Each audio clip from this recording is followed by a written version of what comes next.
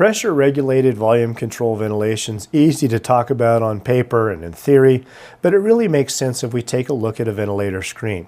So let's take a look at what pressure-regulated volume control, or PRVC, looks like on screen on an actual ventilator.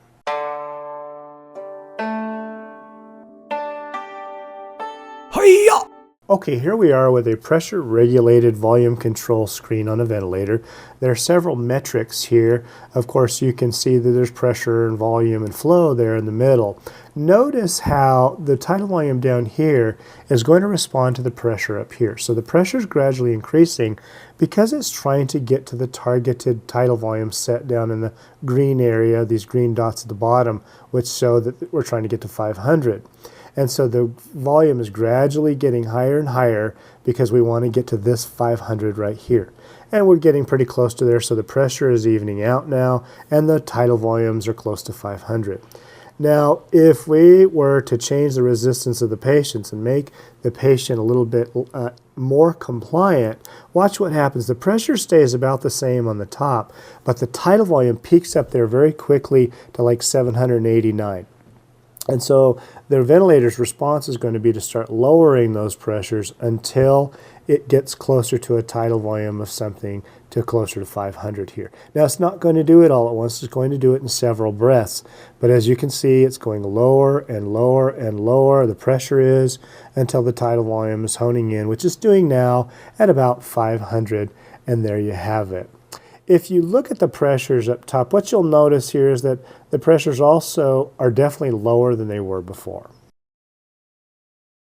Now let's take a look to see what happens when we start changing the mean airway pressure, or the airway resistance, I should say. So that's naturally going to affect everything, so I'll just change it. And then, of course, it takes a few breaths to affect it. But what you're going to see is that the patient's tidal volume starts to have effect. Now, in this simulator, it takes a breath or two, but then all of a sudden, see the tidal volume just dropped to nothing. Now we're just in dangerously low tidal volume range. And so the pressure up here is going to start to respond by gradually increasing. This is kind of one of the drawbacks of PRVC, is that it will allow the ventilator to deliver very low tidal volumes if there's a sudden change in there, because it takes a little time for it to figure out what's going on, and it doesn't want to increase the pressure all of the sudden. But notice the pressure's going up and then the volumes are slowly rising. But look how long it's taking. So pressures are going up by just a few centimeters because the ventilator doesn't want to cause barotrauma. It's just going to go up slowly and gradually get into the tidal volume range. So in my experience, it can take sometimes, in my opinion, a little bit too long to get up there, but that's how it's going to respond. So now the pressures are much, much higher, and it's still even going a little bit higher so that it can accomplish a correct tidal volume as it tries to move towards a tidal volume of 500. Now, we have a limit set up there, and notice the pressure's having difficulty even going farther. In that case, the tidal volume, if it's insufficient, the ventilator will begin to alarm. What you really should get out of this video is that when a ventilator is in pressure-regulated volume control, just remember that the pressure adapts according to the targeted tidal volume. If the targeted tidal volume is not enough, the pressure is going to go up. And then, of course, if there's resistance changes, improvements even in the patient, then the pressure is going to be going up or down to make sure the tidal volume is within the proper range.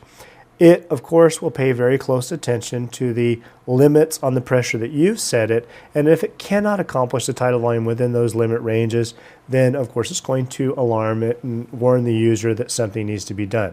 But that's what pressure-regulated volume control looks like on screen. Looking to earn AARC CEUs while making a difference? 𝗷𝗏𝗄 is the site where education meets impact. We offer a free CE course each month to help you advance your professional knowledge. And with a small donation of only $34, you'll become an annual member and receive unlimited access to all our CE courses. Your donations will go towards providing study materials for the first RTs in Africa.